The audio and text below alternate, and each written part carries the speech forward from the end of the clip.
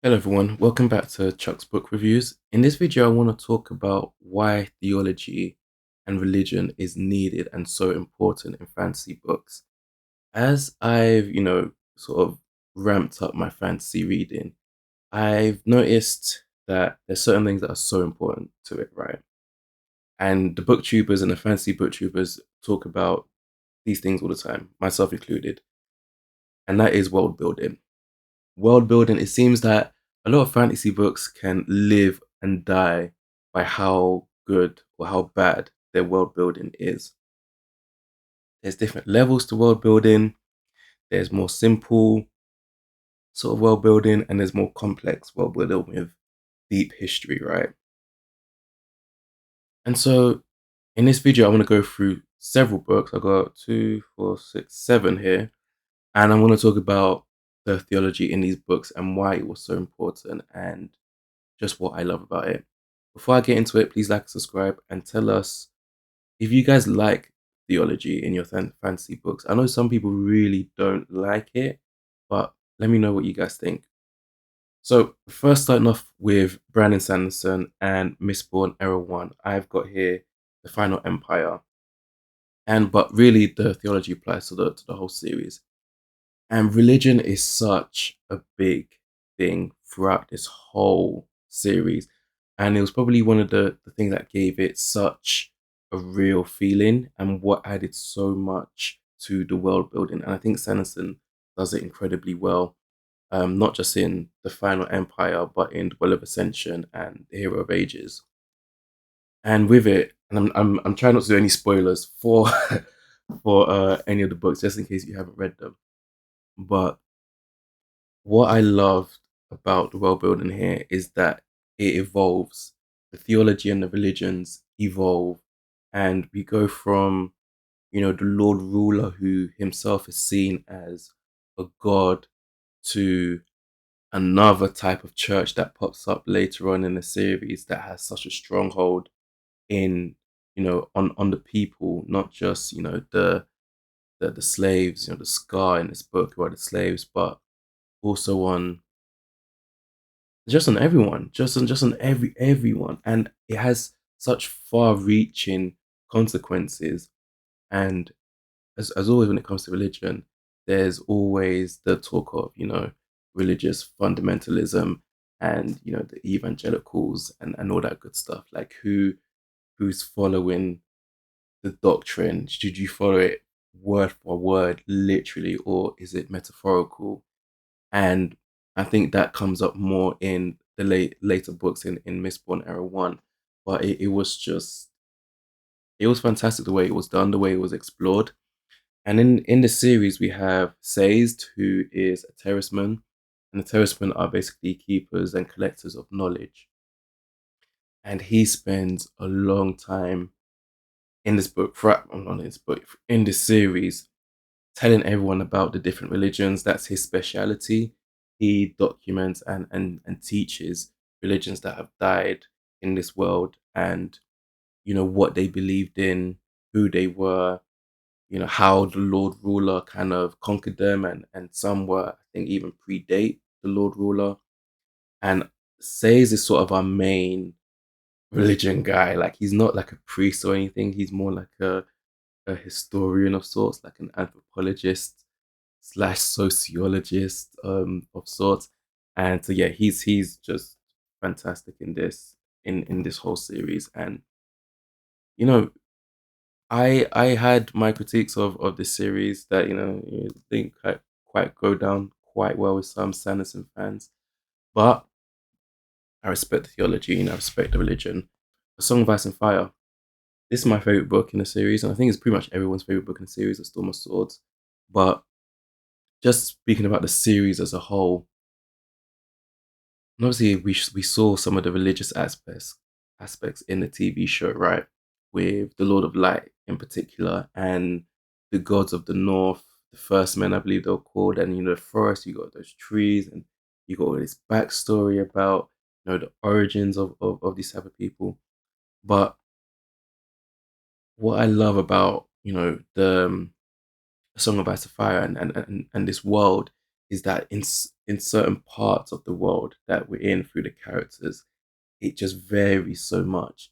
And I always love, like I said, I'll keep saying this. I love the realism within the fantasy, and we get that with A Song of Ice and Fire because once you go to different parts of the world, they have obviously different cultures, different religions, different customs and whatnot, and it just adds so much richness to the world. And the fact that a lot of the religions, like Lord of Light, it goes by many names, and people have their doubts and fears and critiques about it. A lot of people just chalk it up to like sorcery. A lot of people think it's false, and that's the thing. Another thing that this book does well is the false religions. What is real and what is not. And it's crazy because especially when it comes to the Lord of Light, we see a lot of his um power coming through his priests and priestesses and his chosen people a lot more than any other religion, if I remember correctly. And to be honest, this is due a reread, so do not quote me on that. But I know certainly in the TV show through Melisandre that we we saw a lot of the Lord of Light's power and what it really could bring. So yeah, and again, George R. R. Martin knocks the religious aspect out of the park. He's so masterful in how he sort of intertwines it in people's beliefs, in their foundation, in the parts of Westeros and parts of different world that they're from, the North in particular. So yeah, just absolutely. And you know what, this book alongside the Final Empire and alongside all the books I'm going to talk about, without the theology and without the religion, it would be much lesser series. It would be much lesser books. It would feel quite hollow because I think we're all used to people going to war and going to bat for their beliefs, and obviously we get a lot of that and a lot of battles with that at the forefront in this book, in this series, I should say. But one thing with religion and sort of safe spaces, sacred spaces, is that it serves as a neutral zone. And we get this in the Greenbone saga. Now, I haven't even read Jade Legacy, which is the third book and last book in this trilogy. So hopefully it holds up then. But in Jade City and Jade War, there is a sanctuary that is a neutral zone where there can be no bloodshed. And if you haven't heard about the Greenbone Saga, it is an urban fantasy, an Asian inspired urban fantasy. And it's like these clans, it's kind of like Godfatherish, these family clans that basically dominate this country called Jaloon. Is it Jaloon or Janloon? Janloon.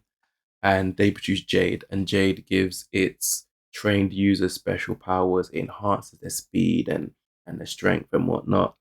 And it absolutely ruins. It can potentially ruin them, and it definitely ruins untrained people who try to use Jade, and it can be seen as a drug essentially, and they can go through withdrawal and die from it and all that good stuff.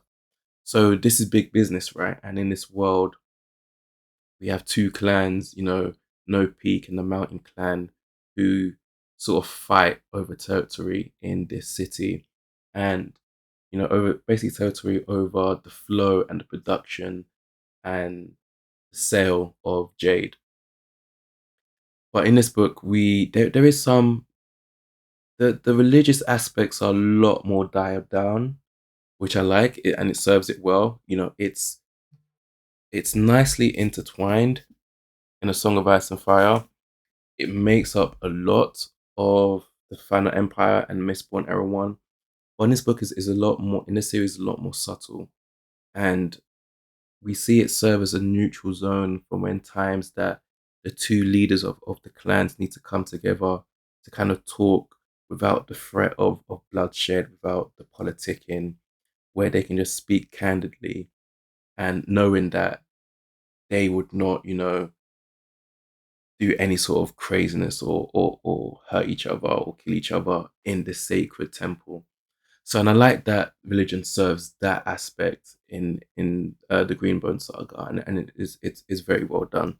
One of the other things that outside of just religion and theology being part of the world building and whatnot, it affects the authors. Like the authors bring their own beliefs into their stories, and none other I could say more than Philip Pullman with his Dark Materials trilogy and the Northern Lights. I literally just did a charity shop crawl a few weeks ago, and I picked up this. I have a playlist of books I'm revisiting as an adult that I read as a child. So, Harry Potter and books of that nature. And this is definitely on that because I was obsessed with his Dark Materials as a child. Loved it. And I can't wait to reread it. But in this, if I remember correctly, you've got, I forgot what they call it. Is it the Magisterium or something like that? And they are essentially the bad guys, right? They are the bad guys. And Pullman, I believe, is an atheist, and they sort of represent the Catholic Church and all the flaws with it, and all the atrocities and everything like that. And again, not only does it add like real life controversy to it, kind of like what the Da Vinci Code did in a sense, like just a real life controversy, but it also makes for an epic antagonist because by now we're kind of used to the stories and the history of the battles that have been waged in name of religion, right? And the Catholic Church definitely has had a hand in that throughout the several thousand years now at this point. So again, kind of just serves as an inspiration of sorts and a critique um of that, but through a fantasy story. And I won't lie, can't wait to read this. When it comes to series like the Six of Crows duology I've got here, the Crooked Kingdom, religion kind of serves as a savior for some, particularly Inej in what she believes in, and she kind of tries to. I don't know. Let me rewind. The Six of Crows duology is about a crazy group of criminals who come together to perform this crazy heist in this fantasy world that has magic that's banned, and each member of the crew have their own specialities, have their own backstories, have their own flaws, have their own POV chapters. And Enid, who's also known as the Wraith, is our sort of spy. She can kind of get into any sort of institution, buildings, kind of infiltrate them. She's epic at being an unseen entity and also quite deadly. But she has a very sort of strong religious and moral base, and she challenges the characters a lot, and she tries to tell the characters, her friends in the series, that hey, you know there is more to this. Like, what do you believe? What do you have faith in? What keeps you grounded? And again, just the interactions with her and the other characters in this is great because we see more of their characteristics through their replies to her and through their temperament to her religious and sort of spiritual ways and her beliefs and whatnot. And again, it is quite beautiful because again, this is a fantasy world, and even though there is a high story that's behind this, and there's a lot about money and greed and friendship and loyalty, I do like that we get just a little bit, again, like Jade City and the Greenbone Saga, just a bit of religious belief and religious dialogue in there too. So again, very well done. Very, very well done. As we've progressed through, since, this past several thousand years, the religious institutions and religious beliefs have, they had their peak and they've been falling in the past, few centuries. And a lot of that has to do with technological advancements and just, philosophical advancements as well. The Enlightenment did quite a number on religion and just people learning the history about things. And what I love about Scythe, in the Arc of a Scythe series, we have this series is about a benevolent AI that runs the world, and humanity has conquered death pretty much, and there's no poverty, there's no struggle, there's none of that, right? The only problem we have is overpopulation. So we have these things called scythes, and scythes are humans that are selected to become scythes by the scythedom, and they have to meet a certain quota to keep the human population under control. And there's a whole set of rules about what happens when you get into contact with a scythe when they want to kill you. There's certain rules, and there's certain fame and notoriety about them naturally, because in the world where AI runs everything and is taking care of everyone, and anyone can do what they want, and everyone and the chance of dying are so low that we are basically all immortal. And you can even be brought back from the dead in certain circumstances, in most circumstances, I should say. It, the Scythes have, quite a task.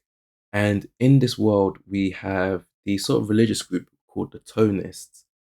And it's kind of strange about what they believe, but what I want to touch on with them is just how we sort of, and what I love about the series is how we settle technological advancements with religious beliefs.